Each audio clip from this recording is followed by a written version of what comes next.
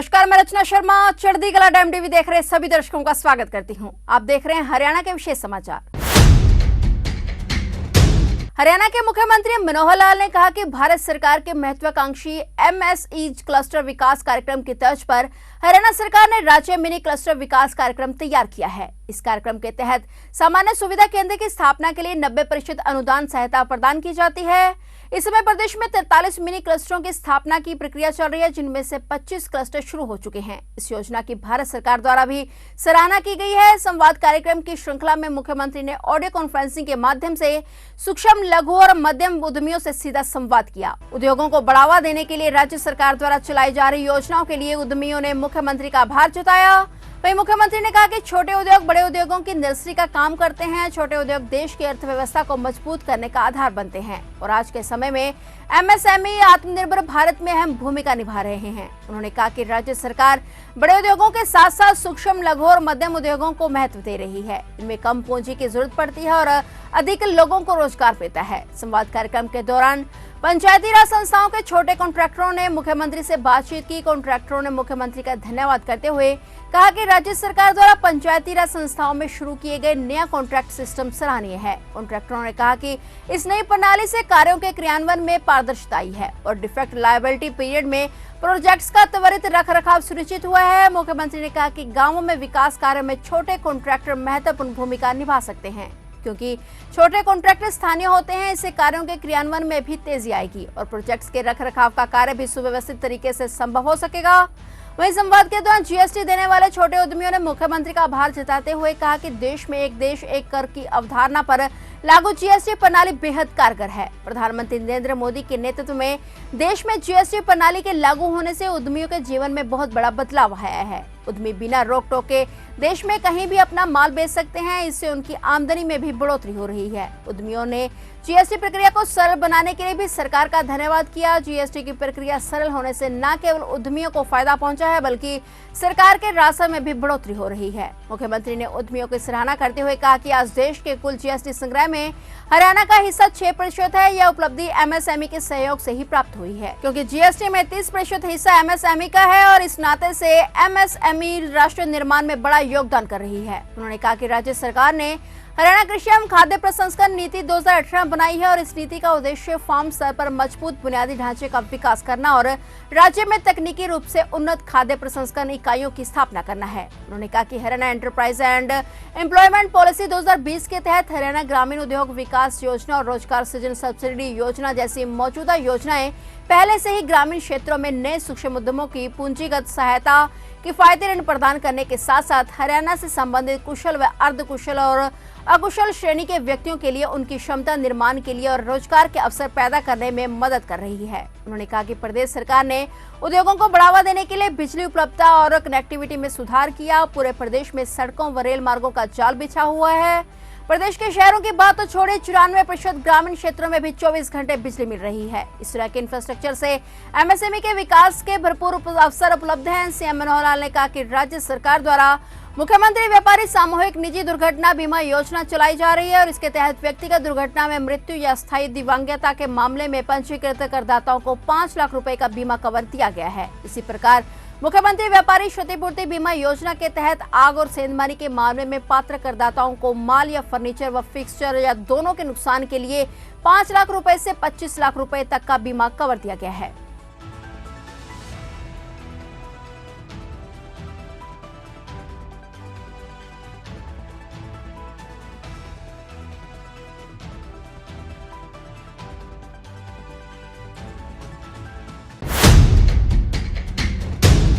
हरियाणा से चावल और अन्य कृषि उत्पादों का निर्यात व्यवस्थित तरीके से करने और व्यापारियों को सहयोग करने के लिए हरियाणा सरकार द्वारा स्थापित किए गए सहकारिता निर्यात प्रतिष्ठान का करनाल में केंद्रीय गृह एवं सहकारिता मंत्री अमित शाह ने मुख्यमंत्री मनोहर लाल की गरिमामयी उपस्थिति में उद्घाटन किया। करनाल में स्थापित किया गया यह एक्सपोर्ट हाउस व्यापारियों के लिए तो बड़ी भूमिका अदा करेगा ही, साथ ही इनके शुरू होने से किसानों को भी इसका लाभ होगा। केंद्रीय गृह एवं सहकारिता मंत्री अमित शाह ने कहा कि हरियाणा में राष्ट्रीय सहकारिता नीति के क्रियान्वयन एवं सहकारिता विभाग की विभिन्न परियोजनाओं योजनाओं के शुभारंभ से सहकारिता विभाग नई ऊंचाइयों को छुएगा। चावल निर्यात के साथ साथ हस्तकला को भी विश्व के बाजारों में बेचने के अवसर मिलेंगे। उन्होंने कहा कि प्रधानमंत्री नरेंद्र मोदी के नेतृत्व में लिए गए निर्णय को हरियाणा सरकार ने तुरंत लागू करके पैक्स को मजबूत करने का काम किया है। अब पैक्स के माध्यम से CSC, FPO, हर घर नल से जल, गैस एजेंसी, सस्ते अनाज की दुकानें, गाँव में लाइट ठीक करने व स्वच्छता जैसे 20 प्रकार से कार्य किए जाएंगे। केंद्रीय सहकारिता मंत्री ने हरियाणा में सहकारिता को बढ़ावा देने के लिए हरियाणा के मुख्यमंत्री मनोहर लाल का विशेष रूप से आभार जताया।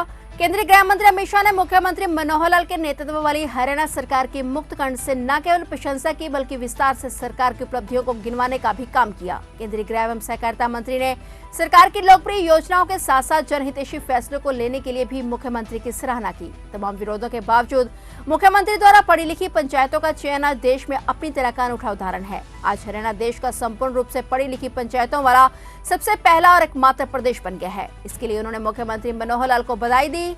इसी के साथ प्रदेश को धुआं मुक्त बनाने, ODF फ्री करने जैसे इनिशिएटिव के लिए भी प्रदेश सरकार की सराहना की। राज्य सरकार ने हर घर में गैस का चूल्हा पहुंचाकर हरियाणा को धुआं मुक्त बनाने का काम किया और इसके अलावा हर घर में शौचालय बनवाकर और सर्वाधिक ODF प्लस गांव अगर किसी का एक राज्य में है तो वे केवल हरियाणा में है। इसका सारा श्रेय मुख्यमंत्री मनोहर लाल को जाता है। उन्होंने कहा कि राज्य सरकार ने जहां हरियाणा को आदर्श राज्य बनाने के लिए कई महत्वपूर्ण निर्णयों को लागू किया, वहीं प्रदेश को विकास के शिखर पर पहुंचाने का काम भी किया है। उन्होंने कहा कि आज हरियाणा की मैन्युफैक्चर विकास दर 10% है। जिन राज्यों का इंडस्ट्री बैकग्राउंड था उसको भी हरियाणा ने पीछे छोड़ा है और देश की 6.5% मैन्युफैक्चरिंग विकास दर के मुकाबले हरियाणा 10% विकास दर पर खड़ा है। यह बहुत बड़ी उपलब्धि है।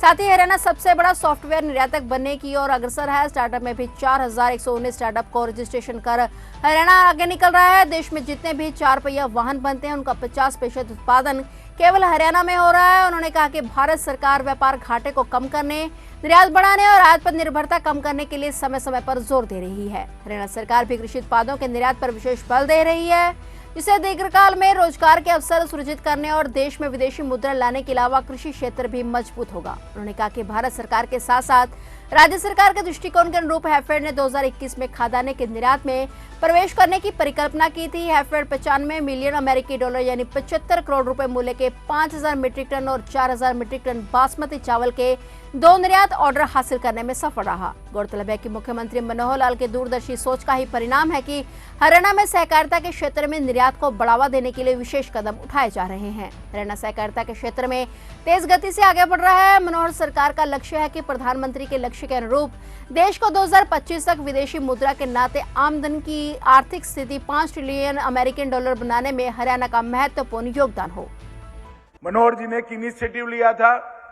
मैं उस वक्त पार्टी का अध्यक्ष था। मैं डरता था कि मनोहर जी को लेने के देने न पड़ जाएं, मगर उन्होंने दृढ़ता के साथ इसको लागू किया और आज हरियाणा देश का संपूर्ण रूप से पढ़ी लिखी पंचायत वाला सबसे पहला और एकमात्र प्रदेश है जहां पर पढ़ी लिखे पंच सरपंच। बहुत बड़ा इनिशिएटिव है और इसको आगे बढ़ाने के लिए ढेर सारा विरोध झेलने के बाद भी मनोहर लाल जी इस पर बहुत दृढ़ रहे और इसका नतीजा भी आया है।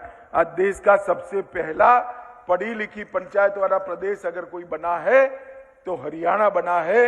मैं इसके लिए भी मनोहर जी को बहुत बहुत बधाई देता हूं। धुआं मुक्त प्रदेश, केरोसिन का उपयोग जीरो करना इनिशिएटिव लिया, एक विचार था, करना बहुत कठिन था। मैं तो जानता हूं, मैं राज्य सरकार में भी मंत्री रहा हूं।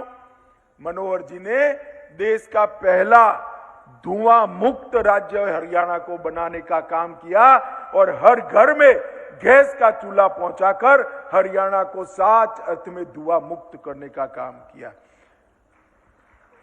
हर घर में शौचालय पहुंचाने का काम भी सबसे पहले अगर कहीं हुआ तो हरियाणा में हुआ।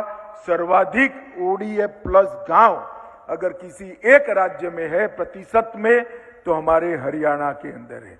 और हरियाणा की विकास दर, मैन्युफैक्चरिंग की विकास दर आज 10% है। 10% विकास दर जिन राज्यों का इंडस्ट्री का बैकग्राउंड था इसको भी हरियाणा ने पीछे छोड़ा है। देश की 6.5% की मैन्युफैक्चरिंग विकास दर के सामने हरियाणा 10% पर खड़ा है। ये बहुत बड़ी उपलब्धि है। तो ये थे हरियाणा के विशेष समाचार और नए समाचारों के साथ फिर से हाजिर होंगे। तब तक के लिए देखते रहिए चढ़ती कला टाइम टीवी और मुझे दीजिए इजाजत। धन्यवाद।